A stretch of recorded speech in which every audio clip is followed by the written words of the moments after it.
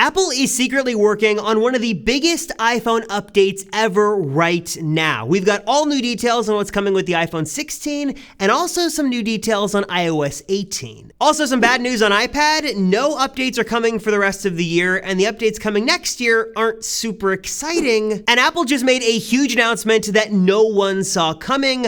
iMessage is on Android. Seriously, it's actually kinda here for real this time. Let me explain the details on that and tell you some of the big stories happening this week in the wild world of Apple that you need to know about right now.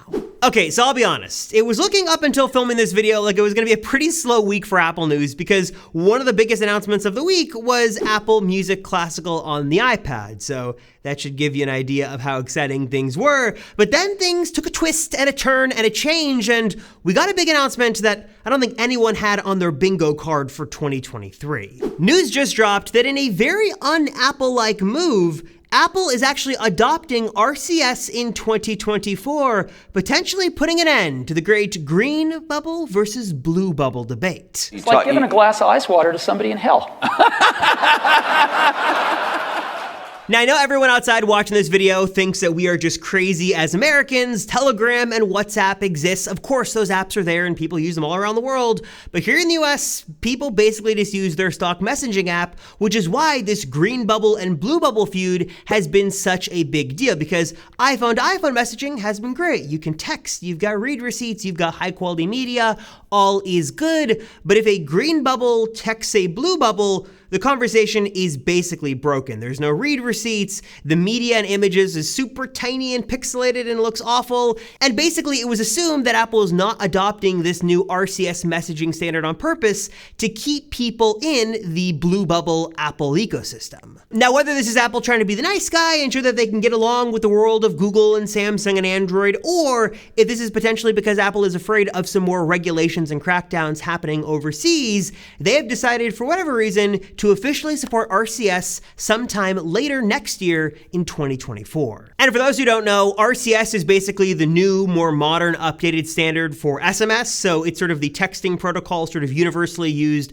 by a bunch of different devices. And now what this means is that when an iPhone user and an Android user text, you're gonna get the modern text features. Like read receipts are gonna work, you've got high quality images, you've got typing indicators, basically a higher quality, more data-driven messaging system is going to work now to give you a little bit more of a seamless experience, whether you're on iPhone, Android, you're texting from something else. Basically, as long as it supports RCS, you're gonna have a pretty universal standard, and it's gonna work on all those devices. Now, while this is great news, let me be clear that this does not mean that the green bubbles are going away, because I'm sure even though RCS is going to be supported, green bubbles are still going to exist, because Apple wants to show you what the better life is like in the world of blue bubbles, as they're still saying and reminding people iMessage is still end-to-end encrypted. It is more secure than RCS. Also, if you want sort of the Apple features in your messaging, like SharePlay and stuff like that, that's only going to be on iPhones, obviously. There is FaceTime for Android and Windows, so the ecosystem's opening up a little bit, little by little, and this is a good move. Though again, if you want the best,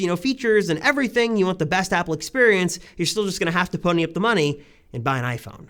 Okay, next I've got some bad news on iPad, as surprisingly, I believe this is gonna go down as one of the only years that the iPad lineup has not received any sort of upgrade or update. I guess there was technically sort of an upgrade iPad that launched in China, but it was a very, very minor update.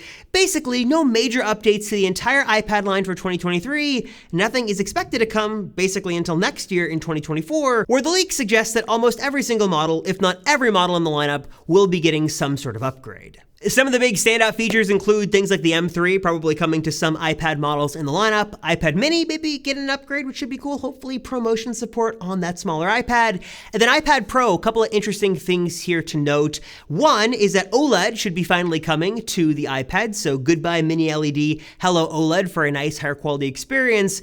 And also those rumors of larger screen iPads probably aren't happening in 2024, though we are hearing right now a new rumor, I believe coming from Ming-Chi Kuo, is that Apple is working on a 12.9-inch iPad not an iPad Pro, well, in addition to that, an iPad Air. So if you wanted a big screen iPad experience, but you don't need ProMotion, you don't need OLED, you don't need all those fancy Pro features, there will be a larger screen iPad Air that'll be great, and that'll be sort of less money, but give you a very similar experience to the larger, higher-end iPad Pro. Now, I wouldn't be a very good Apple YouTuber if I didn't mention the iPhone 16 in every video. I gotta shoehorn that in there somehow, right? But I do have an excuse in this video because there are a couple of new rumors surrounding these phones, some updates we're hearing as of right now.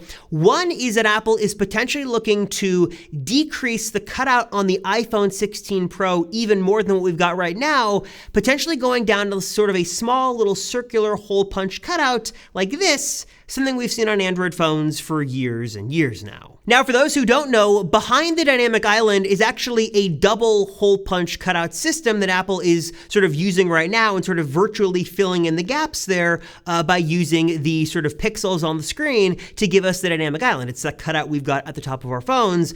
And what this update could mean that Apple's currently testing is that we'd get an even smaller cutout on our phones, potentially decreasing the size of the dynamic island when it's not in use, and maybe giving us a bit more screen real estate to work with on our Pro and iPhones for next year. Maybe not a huge upgrade going from the older notch to sort of the newer cutout we've got right now, but if you do want even more screen real estate on your iPhone and you want that cutout to be as non-existent as possible, we're hearing right now that this is at least something Apple is testing for the 16 Pro series right now. It also looks like Apple is moving forward with solid-state buttons for the iPhone 16 Pro next year, and maybe a new capture button on the side of the iPhone as well, though it's unclear right now what that capture button would be capturing, maybe something with spatial video and Vision Pro.